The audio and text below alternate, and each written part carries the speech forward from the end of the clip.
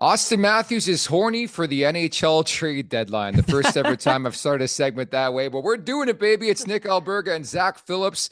TikTok, TikTok. Auston Matthews, I guess, was asked, Zach, about the trade deadline prior to the game against Vegas here on Wednesday, saying management's going to do the best they can. Of course, you'd love to see a boost with the way we've played in the position we're in. We feel really confident. This time of year, you see teams adding, and you want to add as well. What do you think of that? Well, let me ask you first. Are you not horny to improve the Horny. team and do what you could do? Yeah, that's it. I'm looking at the group that's now they've gone to the playoffs for 8 consecutive seasons. You're into year 9. And I share the same sentiment as Auston Matthews. I shared that sentiment before the Florida trade. Before they got Seth Jones, before Tampa Bay went out and acquired Yanni Gord and Oliver Bjorkstrand. I felt that way already. And I know you can't overreact to what other teams do, but I mean, honestly, I've kind of approached each trade deadline being like, hey, it's okay. It's the guys in the room. It's the guys in the room. I listen to you guys every morning on the morning show talk about it, and I don't disagree with you. It's Matthews, Nylander, Tavares, Marner. They're the most important pieces. Morgan Riley, throw them in there if you want to. But this is the best defensive group you have. This is the best goaltending you have. And every single season, I watch this team sit around and acquire players like fucking Thomas Plekanec, and we're just getting turtlenecks in here, and we're watching other teams go ballistic, shooting loads everywhere all over the trade deadline. And it's like, well, they got better. They're competitors. And, I know that the Stanley Cup's not won at the trade deadline. It's won in the summer. And then with how you play and what you do during the season, people can really fuck themselves up at the deadline. But we won one trade deadline, Nick. And honestly, I walk away from that one where we got Jake McCabe and we got Ryan O'Reilly. And that was the most confident I've been in the group that we had. And the most excited I was about the additions that we had. And guess what? We won a round. Now, call it luck, call it fluke, say Tampa Bay sucked or they were tired. I don't give a fuck. You won the round. You went to the second round that year. This team needs to do something here. I don't know what the players are that are out there, but I personally am just tired of watching the other teams that we already knew we would have a hard time going through. I say we like I'm on the team. Yeah. The Toronto Maple Leafs that have going through. We watched them add players. They got better. They got significantly better.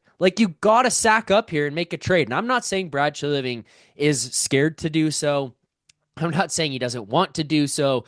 I like Brad Treliving a lot. I think he's done a fantastic job here in Toronto. But let's make a swing, Nick. Let's go and hit a home run here and say screw it.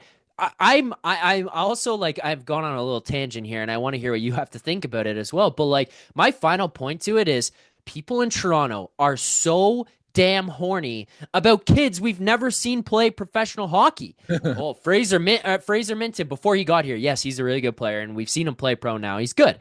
But before he got here, no, we can never trade that guy, Nick Robertson. He's going to score 50 goals in the NHL. Oh, Easton Cowan, he's the next one. It's we've got those guys. Their names are William Nylander, Auston Matthews, Mitch Marner, and they're on the team right fucking now. Make something happen with these guys that you've got, because next thing you know, you're the San Jose Sharks. You had Joe Thornton and Patrick Marleau and all these guys here, and you never won shit, and you're rebuilding. This is award level shit. Zach, breathe.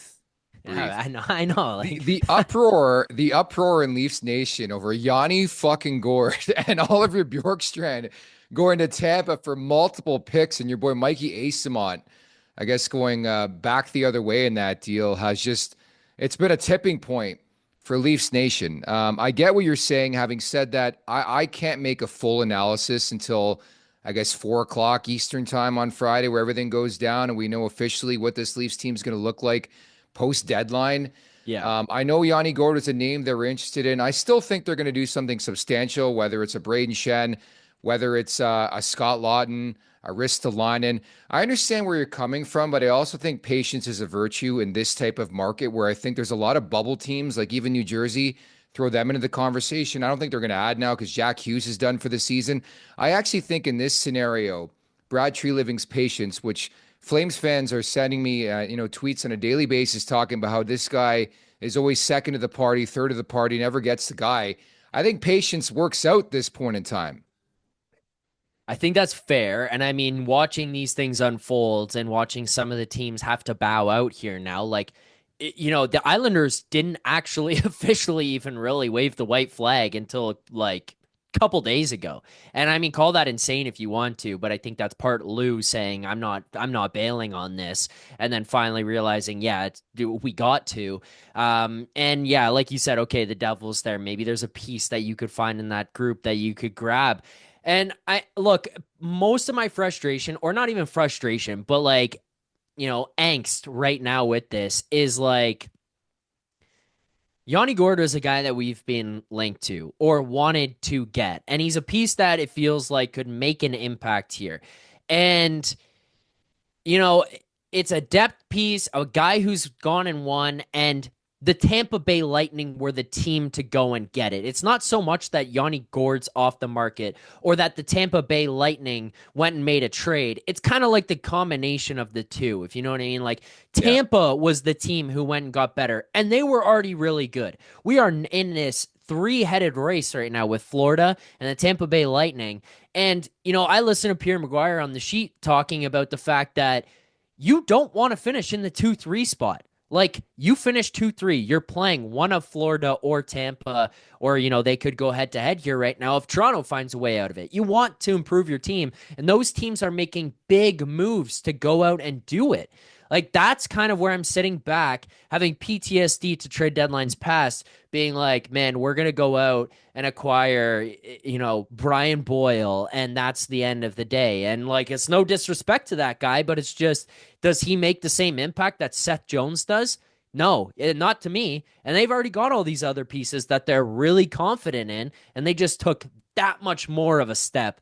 And I'm just worrying at this point that, like, maybe the Leafs don't even plan to do that. I just don't know right now. Obviously, it's a hard team to get a read on, but part of the reason I want to do this video right now is I'm horny right now. Clearly, no, I noticed. I think respectfully, I got to disagree with you. If the deadline's going to be the deciding factor in this team winning a Stanley Cup, I think we're doomed. Again, getting back to your original point of this conversation, to me, it's more about the guys and how they're going to evolve potentially in the Stanley Cup playoffs under Craig Berube. Can they score that marquee goal?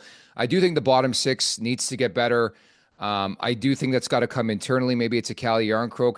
The salary cap's another factor in all this. It's great to want Seth Jones, but Florida had a ton of space. Tampa had a ton of space. Maybe it's management, situation. But I just think their hands are sort of tied in what they can do, and there's got to be sort of money in, money out. It's the same conversation every year, but nevertheless, very polarizing one. But I think it's good that Auston Matthews, the captain of the Toronto Maple Leafs, spoke out, because if you remember this time last year on the deadline, the Leafs weren't playing well, and we honestly had that conversation. Should they reward them for such? Well, this year, I think they should reward them, Zach.